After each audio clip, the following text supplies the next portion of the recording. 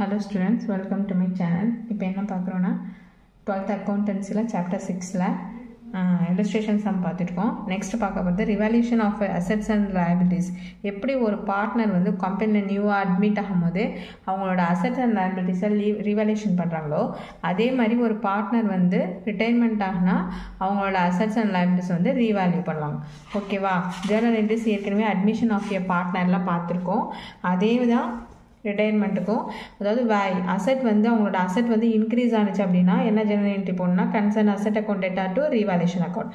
அதே மாதிரி அசெட் வந்து டிக்ரீஸ் ஆனிச்சு அப்படின்னா revaluation account data to concern asset account. அதே மாதிரி லயபிலிட்டிஸ் இன்க்ரீஸ் ஆனிச்சுன்னா revaluation account data to concern liabilities account. Liability வந்து டிக்ரீஸ் ஆனிச்சுன்னா concern liability account data to revaluation account. இப்போ அசெட் ஏதோ ரெக்கார்ட் பண்ணாமல் விட்டுட்டாங்க அப்படின்னா concern asset account data to revaluation account. அதேமாதிரி லயபிலிட்டியை ரெக்கார்ட் பண்ணாமல் விட்டுட்டாங்க அப்படின்னா revaluation account data to concern liability account. Next for transferring the balance in revaluation. ரீவால்யூஷனை எப்படி நம்ம ரீவால்யூஷன் கிடைக்கிறது அதோட பேலன்ஸை எப்படி நம்ம ட்ரான்ஸ்ஃபர் பண்ணுவோம்னா ப்ராஃபிட் கிடச்சிச்சு அப்படின்னா revaluation account data to all partners கேபிட்டல்னு போடுவோம். அதேமாதிரி லாஸ் கிடச்சிச்சுன்னா all partners capital account to revaluation account அப்படின்னு சொல்லிட்டு என்ட்ரு பண்ணுவோம். ஓகேவா? நெக்ஸ்ட்டு இப்போ ரீவால்யூஷன் அக்கௌண்ட் போட என்ன பண்ணுவோம், அசெட் இன்க்ரீஸ் ஆனிச்சு அப்படின்னா கிரெடிட்டில் போடுவோம். அதே மாதிரி லயபிலிட்டிஸ் டிக்ரீஸ் ஆனிச்சுன்னா கிரெடிட்டில் பண்ணுவோம். அதே மாதிரி டெபிட் சைடு வந்து அசெட் டிக்ரீஸ் ஆனிச்சுன்னா டெபிட்டில் போடுவோம், லயபிலிட்டிஸ் இன்க்ரீஸ் ஆனிச்சுன்னா டெபிட்டில் போடுவோம். அதே மாதிரி ப்ராஃபிட் கிடச்சிதுன்னா டெபிட்டில் வரும், கிரெடிட்டில் வந்துச்சுன்னா பேலன்ஸ் அமௌண்ட் என்ன ஆகும், அது லாஸ் ஆகிடும். ஓகே, இப்போ சம் போடும்போது புரியுவாங்க. illustration 4 பாருங்கள். ரம்யா, சாரா and Tara are partners sharing profit and losses in the ratio of 5:3:2. அவங்களோட ரேஷியோலவே 5:3:2. அண்ட் 1st April 2018 தாரா வந்து என்ன ஆகிறாங்க, ரிட்டையர் ஆகிருந்தாங்க. என்னென்ன அட்ஜஸ்ட்மெண்ட் அதுக்கப்புறம் பண்ணுறாங்கன்னா first one increase the value of ப்ரிமிசஸோட வேல்யூ வந்து இன்க்ரீஸ் ஆகுது. எவ்வளவு? 40,000. ஏற்கனவே நான் லாஸ்ட்டு சாப்டர்லாம் சொல்லியிருக்கேன். இந்த பை அப்படின்னு வந்துச்சு அப்படின்னா அந்த அமௌண்ட் அப்படியே எடுத்துக்கணும். அட்டு வந்துச்சு அப்படின்னா தான் நம்ம வந்து டிஃப்ரென்ஸ் கண்டுபிடிக்கணும். நெக்ஸ்ட்டு டெப்ரிஷியேட்டு ஸ்டாக் எவ்வளோ ஆகுது, டிக்ரீஸ் ஆகுதுன்னா 3,000, machinery 6,500. Next provide and outstanding liabilities 500 வந்து லயபிலிட்டிஸ் வந்து ப்ரொவைட் பண்ணுறாங்க. ஓகேவா? இப்போ என்ன ஆகுது, ப்ரிமிசஸ் வந்து இன்க்ரீஸ் ஆகுது. அப்போது எங்கே வரும், ரீவால்யூஷன் அக்கௌண்ட்டில் கிரெடிட்டில் வரும்.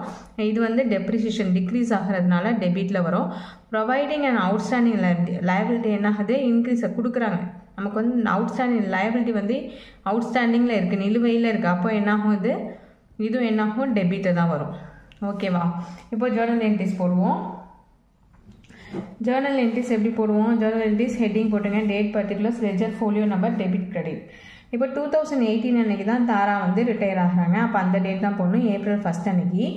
எது இன்க்ரீஸ் ஆகுது அப்படின்னு பார்த்தீங்கன்னா அசெட்டில் வந்து இன்க்ரீஸ் ஆனிச்சுன்னா premises account data to revaluation account இப்படி தான் போடுவோம். அட்மிஷன் ஆஃப் எ பார்ட்னருக்கும் அப்படி தான் போட்டோம், ரிட்டையர்மெண்ட்டுக்கும் அதே தான் போடுறோம். Premises account data to revaluation account எவ்வளோ ஆகிருக்கு, 40,000. ஓகேவா? அதுக்கு நரேஷன் எழுதுங்க. நெக்ஸ்ட் ஜெனரேட் வந்து எதெல்லாம் டிக்ரீஸ் ஆகிருக்கு அப்படின்னு பார்த்தீங்கன்னா revaluation account data to stock வந்து டெப்ரிஷியேட் ஆகிருக்கு, மெஷினரி வந்து டெப்ரிஷியேட் ஆகிருக்கு. பட் வந்து லயபிலிட்டி வந்து அவுட்ஸ்டாண்டிங்கில் இருக்குது. அப்போ வந்து நம்ம என்ன ஆகும், இது ஆப்போசிட்டில் தான் வரும். இன்க்ரீஸ் ஆனிச்சுன்னா டெபிட்டில் வருமா, அதனால அப்போ லயபிலிட்டி வந்து நமக்கு இன்க்ரீஸ் ஆகிருக்கு, அதனால டெபிட் சைடு போகிறோம். To outstanding liability account. இங்கே ஸ்டாக்கோட வேல்யூ 3,000, அதே மாதிரி machinery value 6,500, liability outstanding liability ஒரு 500, எல்லாத்தையும் ஆட் பண்ணி 10,000 போடணும். நெக்ஸ்ட்டு இப்போ ரீவால்யூஷன் வந்து ப்ராஃபிட்டாக லாஸா அப்படின்னு கண்டுபிடிக்க நம்ம என்ன போடுவோம், ரீவால்யூஷன் அக்கௌண்ட் போடுவோம். ரீவால்யூஷன் அக்கௌண்ட் எப்படி போடுவோம், ஹெட்டிங் எழுதிங்க.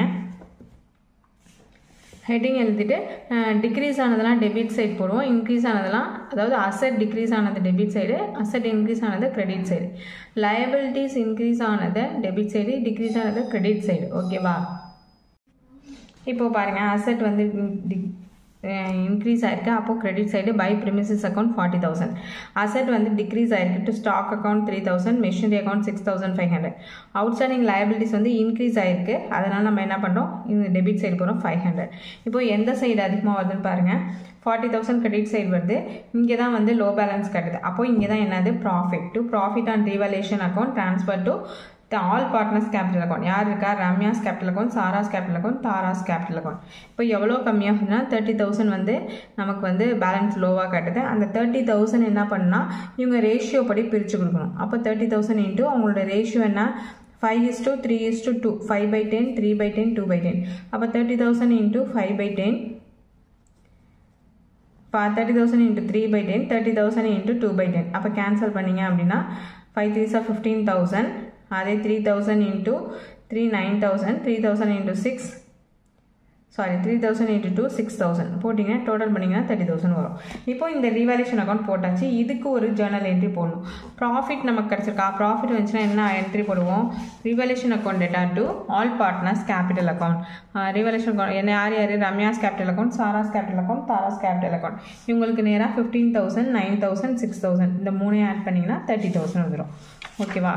இப்படி தான் வந்து கால்குலேட் பண்ணோம். நெக்ஸ்ட் பாருங்கள், illustration 5. Prabhu, Rahu and Siva are partners sharing profit and losses in the ratio 3:2:1. இப்போ இவங்களோட ரேஷியோ கொடுத்துட்டாங்க. பிரபு என்ன ஆகிறாரு? ரிட்டையர் ஆகிறாரு. எந்த டேட்டில்? 1st April 2017. இவங்களோட அட்ஜஸ்ட்மெண்ட் என்னென்ன பண்ண போகிறாங்கன்னா, increase the value of building வந்து இன்க்ரீஸ் ஆகுது, அப்போ அதை கிரெடிட் சைட் போடுவோம். ரெடியூஸ் அப்படின்னா டிக்ரீஸ், அப்போ டிக்ரீஸ் ஆகுது, அதை டெபிட் சைட் போடுவோம்.